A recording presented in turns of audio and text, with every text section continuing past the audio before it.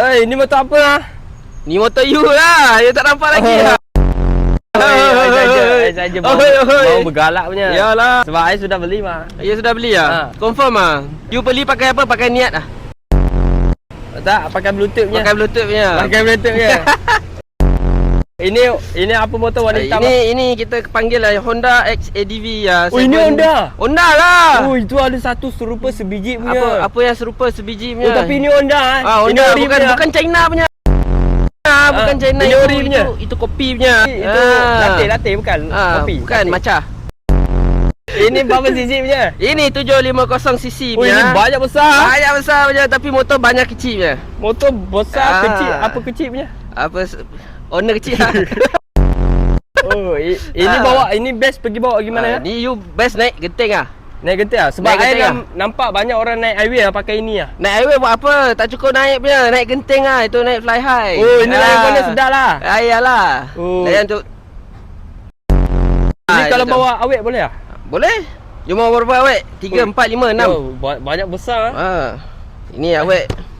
Awet. Banyak besar. Awet besar punya. Ini mau dengar bunyi boleh tak? Boleh. Oh, saya tak pernah dengar 750 punya bunyi. Boleh, semua untuk you semua saya bagi. Ni you punya motor lah. You punya motor saya bagi semua. Saya ni excited punya. Kalau bahasa Melayu tercekik halkum punya. Start lah, bagi start lah. Kasih bunyi sikit. Pasal tak ada bunyi? Ui, sedap lah. Tak payah tukar exhaust lah, brother. Tak payah tukar exhaust. Tak payah tukar exhaust. Ini kalau tekan lagi dia bunyi seketul-seketul. Ini kalau tukar lagi tak ada bunyi. Macam saya selalu pergi toilet punya. Seketul-seketul. Dia kelepuk.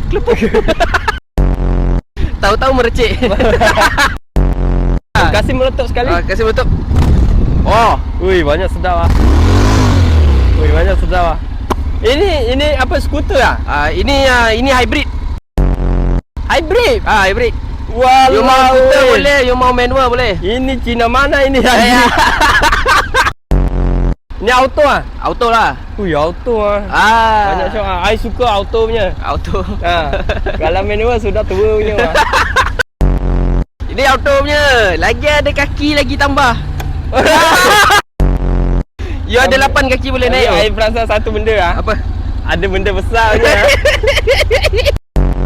Lain macam. Ini kalau berminat mau beli mana punya? Berminat you boleh datang sini ya. You datang situ. Oh, Motorcycle Sales Center. Motorcycle Sales Center. Dekat mana itu? Dekat itu PJ Section 16. Section 16 lah. Okey lah, thank you lah. Thank you. I beli. Nanti I jumpa member I recommend ladies punya. Ya, macam kuda punya mah.